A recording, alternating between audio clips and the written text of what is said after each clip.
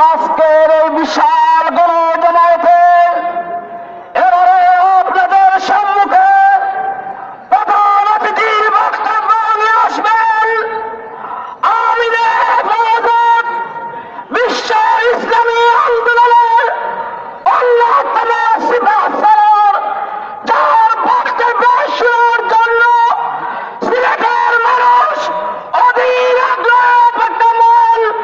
আজ সেখান থেকে নিয়ে প্রায় 5 কিলোমিটার পর্যন্ত লুকে লুকে রান্না হয়েছে।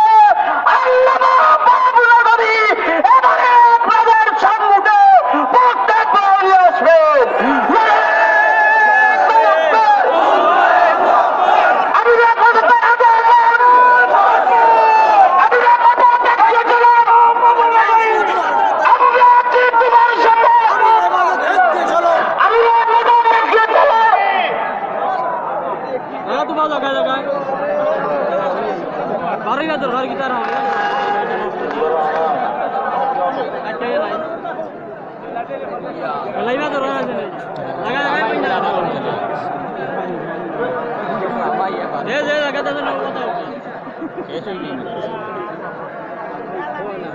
আলহামদুলিল্লাহ রাব্বিল আলামিন والصلاة والسلام على إمام المتقين سيد الأولين والآخرين خاتم الأنبياء والمرسلين سيدنا محمد بن عبد الله بن عبد المطلب الهاشمي المدني صلى الله عليه وسلم وعلى آله الطيبين وأصحابه الطاهرين ومن دعا بدعوتهم إلى يوم الدين. أما بعد، فأعوذ بالله من الشيطان الرجيم. بسم الله الرحمن الرحيم. وقل جاء الحق وزهق الباطل إن الباطل كان زهوقا.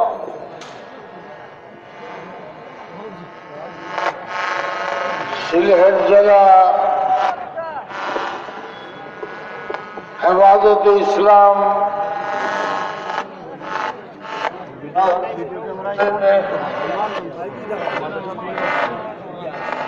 বিশাল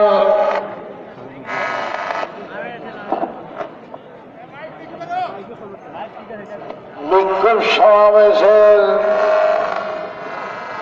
মহতারাম সভাপতি সাহেব, ওয়ারাসাতুল আম্বিয়া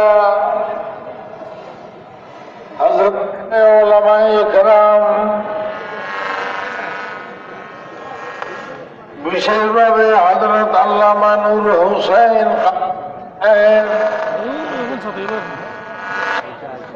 আমার জিয়াউদ্দিন সাহেব উপস্থিত উলামায়ে কেরাম,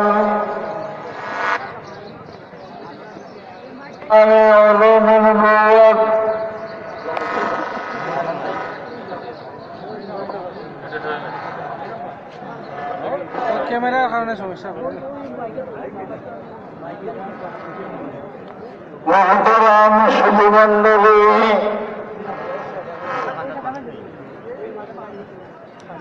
পর্দার আড়ালে সম্মানিত মা ও বোনেরা,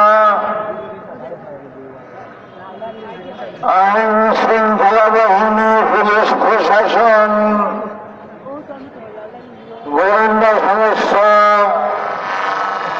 আমার প্রিয় সাংবাদিক ভাইরা সহ এই মুবারক দিনী জলসা এবং বিক্ষোভ সমাবেশে মহতরম হাজরান মজলিস,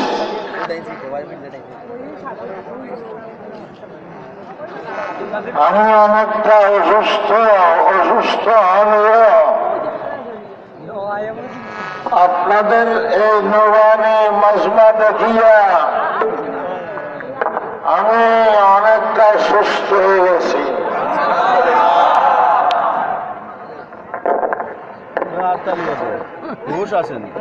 সময় স্বল্প, হেফাজতে ইসলামের নতুন কমিটি গঠন করা হয়েছে।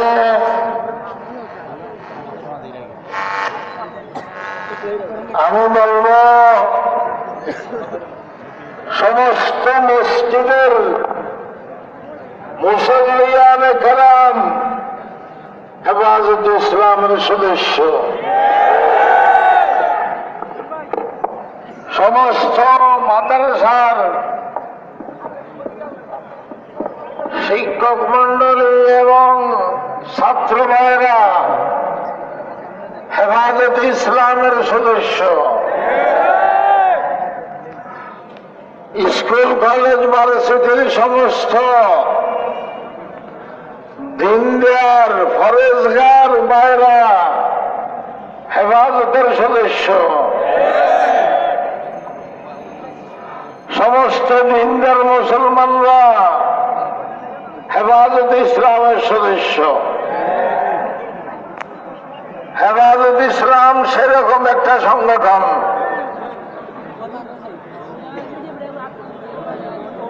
হেফাজত ইসলামের উদ্দেশ্য হল ঈমান ইসলামের হেফাজত করা, ঈমান ইসলামকে রক্ষা করা, মুসলমানের রক্ষা করা।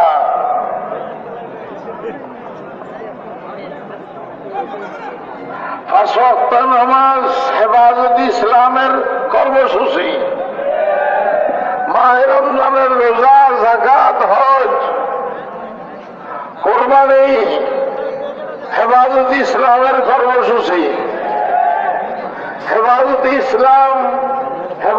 ইসলাম কোন ভাগ নয়, জঙ্গলের সিংহ নয়।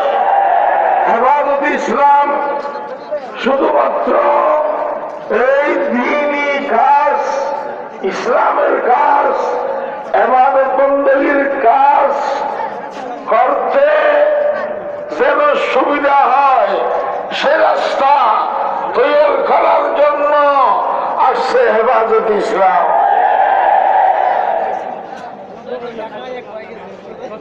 এবং হেফাজত ইসলাম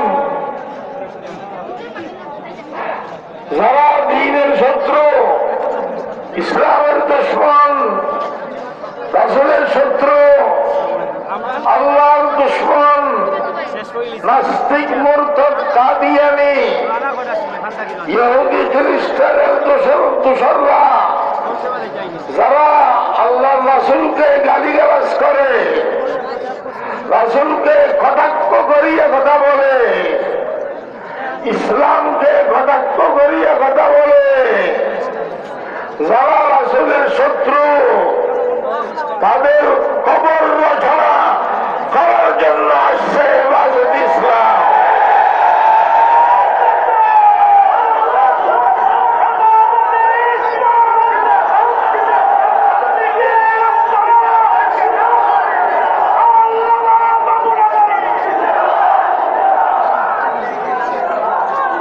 হেফাজত ইসলামের লক্ষ্য উদ্দেশ্য বুঝতে হবে। হেফাজত ইসলাম সরকার বিরোধী সংগঠন নয়, আবার হেফাজত ইসলাম সরকার দলীয় সংগঠন নয়।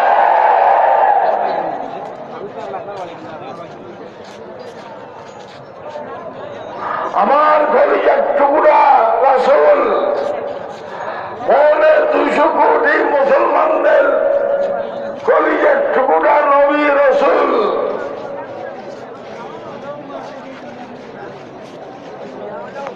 ওনাকে গালি দেওয়া হবে, কটাক্ষ করিয়ে কথা বলা হবে। সেরকম সর্বপ্রথম এতদিন পর্যন্ত নাস্তিক ব্লগাররা ব্যক্তিগতভাবে রাসূলকে গালি দিয়েছে, কুস্তাহি করেছে,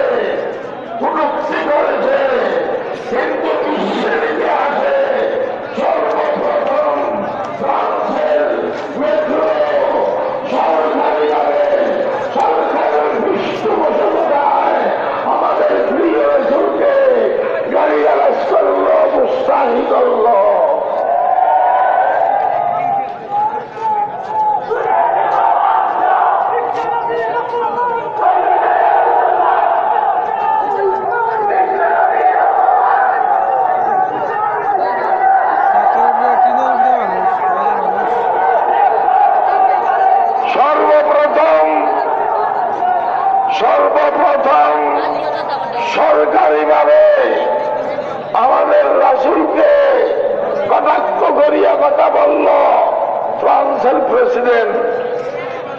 সুতরাং আমি স্পষ্ট বলবো, হে নাস্তিক মূর্খদেরা, হে রাসূলের শত্রুরা, আমার কলিজার টুকরা নবীর এক ফোঁটা গান যেখানে ঝরবে কোটি কোটি সেখানে মুস্তফার, সেখানে রক্তের সাগর ভাসবে।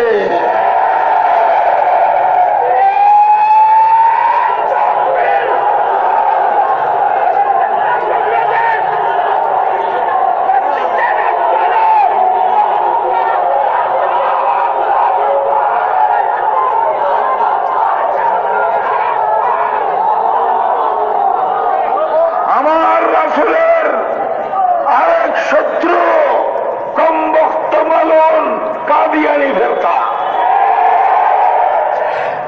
কাদিয়ানী ফেরকা কাফের, এতে কোনো সন্দেহ নেই। আল্লাহর কাছে কাফের, ফেরেশতাদের কাছে কাফের, নবী রাসূলদের কাছে কাফের, সমস্ত মুসলমানদের কাছে কাফের। শুনেন শুনেন শোনেন,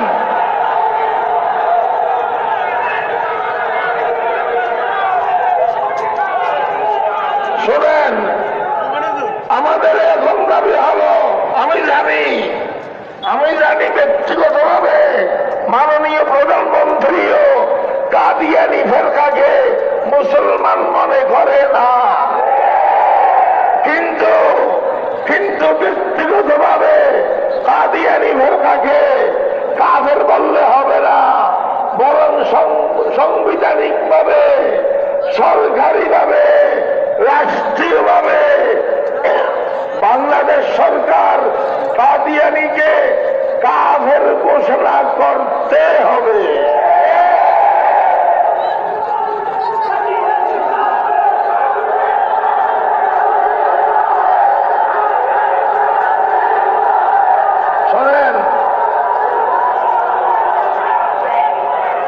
সমস্যা কোথায়? বিশেষ সরকার 1957 সালে সরকারিভাবে কাদিয়ানীকে কাফের ঘোষণা করেছে। সিরিয়া সরকার 58 সালে কাদিয়ানীকে সরকারিভাবে কাফের ঘোষণা করেছে। রাবেতাতুল আলমিল ইসলামী, যার আন্ডারে 100 কয়টা রাষ্ট্র আছে, তারা সম্মিলিতভাবে কাদিয়ানীকে সরকারিভাবে কাফের ঘোষণা করেছে। 1974 সালে পাকিস্তান সরকার আমার উস্তাদ আল্লামা ইউসুফ বান্নুরী রহমতুল্লাহ আলের নেতৃত্বে, মুফতি মাহমুদ সাহেব রহমতুল্লাহ আলের নেতৃত্বে কাদিয়ানীকে ভুট্টো সরকার কাফের ঘোষণা করেছে। সমস্যা কোথায়? 90 মুসলমানের দেশে এ কাদিয়ানীকে কাফের ঘোষণা করতে কোনো সমস্যা নাই। প্রশ্ন হতে পারে, হুজুর হিন্দুরা তো কাফের না মুসলমান? কাফের কই?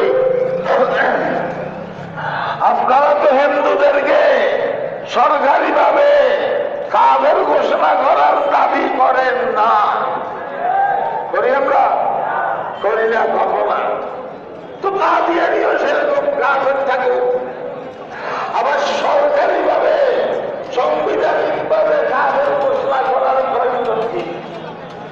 এই প্রশ্নের জবাব হলো হিন্দুরা কাফের, কিন্তু মুসলমানের নাম ব্যবহার করে না, মুসলমানের পরিভাষা ব্যবহার করে না, আজান ব্যবহার করে না, মসজিদ ব্যবহার করে না, জুমা ব্যবহার করে না।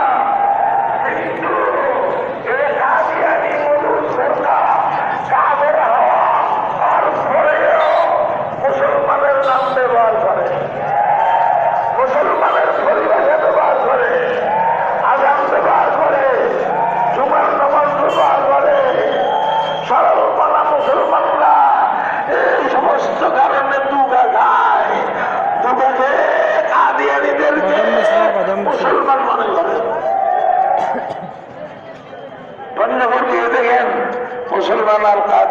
সাথে বিয়ে শাদী হয়ে গেছে। মশালা খেয়াল রাখেন, কাদিয়ানির সাথে যদি বিয়ে হয় এটা বিয়ে হবে না, এটা জানা হবে, জানা হবে। আরো একটা বড় সমস্যা, এই বাংলাদেশ সরকার এখনো পর্যন্ত কাদিয়ানিকে কাফের ঘোষণা না করার কারণে, অমুসলিম ঘোষণা না করার কারণে বিষে নিয়ে কাদিয়ানিরা বাংলাদেশ থেকে মক্কা মদিনা যায়। মক্কা মদিনা, আরে ভাই মশলা হিসাবে কোন কাফের মক্কা মদিনা যেতে পারবে না, কিন্তু তারা মক্কা মদিনা যায়। তারা মক্কা মদিনা যাওয়াতে মক্কা মদিনার পবিত্রতা নষ্ট হয়ে যায়। এটার জন্য দায়ী বাংলাদেশ সরকার। আমি মাননীয় প্রধানমন্ত্রীর সামনে 2010-এর 29শে মার্চ এইসব কথা বলেছি। হযরত উলামায়ে কেরাম উপস্থিত ছিলেন। যদি সরকারিভাবে সাংবিধানিক ভাবে কাফের ঘোষণা করা হয় এই সমস্ত সমস্যা আর হবে না। তারা থাকতে পারবে, কাদিয়ানিরা বাংলাদেশে থাকতে পারবে সংখ্যালঘু হিসেবে, কাফের হিসেবে, হিন্দুদের মতো। আমাদের কোনো আপত্তি নেই। এইভাবে কাদিয়ানিরা আমাদের নবীর বড় শত্রু। বলতে গেলে অনেক কথা। আমাদের ধর্মের নাম কি? আমরা জাতি হিসেবে কি? আমাদের সংবিধান কি? আল কোরআন। আমাদের নবীর নাম কি? মুহাম্মদুর রাসূলুল্লাহ সাল্লাল্লাহু আলাইহি সাল্লাম। আমাদের প্রভুকে আল্লাহ। এ বিশ্বাসে যারা বিশ্বাসী তারা আস্তিক, তারা মুসলমান। আর যারা এই বিশ্বাসে বিশ্বাসী নয় তারা নাস্তিক, কাফের, বেঈমান।